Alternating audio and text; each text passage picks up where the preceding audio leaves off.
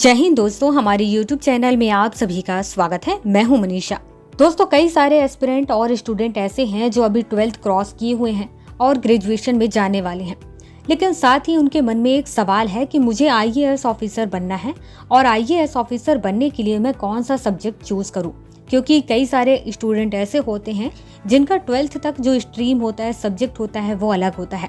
लेकिन जब वो जानते हैं कि IAS ऑफिसर बनने के लिए कौन कौन से सब्जेक्ट की रिक्वायरमेंट होती है या फिर कौन से सब्जेक्ट से ज़्यादा क्वेश्चन पूछे जाते हैं, तो उस हिसाब से वो फिर ग्रेजुएशन में जाकर कई सारी चीज़ें चेंज करते हैं। और इसी को लेकर कई सारे स्टूडेंट मुझसे क्वेश्चन भी पूछ रहे हैं कि आखिर हम कौन सा सब्जेक्ट लें ग्रेजुएशन में। इसके साथ ही कुछ क्वेश्चन और भी पूछे जाते हैं कि अगर हम दूसरा कोई सब्जेक्ट ले ले, मतलब कि 12th तक जो सब्जेक्ट लिए हैं वही सब्जेक्ट लेकर के हम ग्रेजुएशन कर लेते हैं, उसके बाद जाकर के हम IAS ऑफिसर बनने के लिए तैयारी करते हैं, तो यहाँ पर जो ये सब्जेक्ट हैं उसका सक्सेस रेट क्या होगा।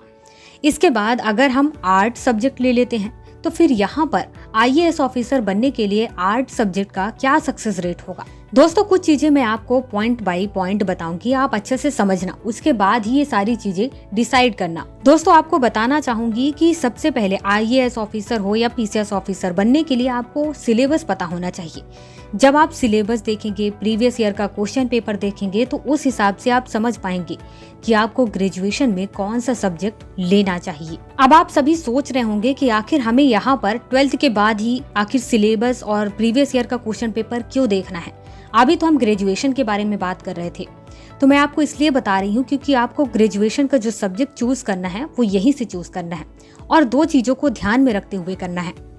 सबसे पहली और मोस्ट इम्पॉर्टेंट चीज आपको पता होनी चाहिए कि UPSC CSE एग्जाम में जब आप तैयारी कर रहे होंगे तो इस एग्जाम में पास होंगे या नहीं होंगे। फर्स्ट अटेम्प्ट में, सेकंड अटेम्प्ट में या पूरे के पूरे अटेम्प्ट अगर आप यूज कर लेते हैं उसके बाद भी आप सक्सेस होंगे या नहीं, इसकी कोई गारंटी नहीं है। अब इसके बाद दूसरी इम्पोर्टेंट बात ये है कि अगर आप CSE एग्जाम में क्वालिफाई नहीं होते हैं, आप सेलेक्ट नहीं होते हैं, तो फिर इसके बाद आपका भविष्य क्या होगा। जैसा कि आप देखते होंगे कि कई सारे स्टूडेंट इंजीनियरिंग की पढ़ाई किए होते हैं और उसके बाद UPSC CSE एग्जाम की तैयारी भी कर रहे होते हैं या करते हैं, तो यहाँ पर उनको पता होता है कि अगर वो इस एग्जाम में क्वालिफाई नहीं होते हैं तो फिर वो इंजीनियरिंग बैकग्राउंड में जा करके फिर से अपना काम स्टार्ट कर सकते हैं। इसी तरीके से दूसरे सब्जेक्ट्स में भी होते हैं, लेकिन बात यह आती है कि जब आर्ट्स की तैयारी आप कर रहे होंगे तो फिर यहाँ पर आप क्या बनेंगे। ये दोनों ही बातों को आपको ध्यान में रखना है, उसके बाद ही इस एग्जाम की आपको तैयारी करनी है।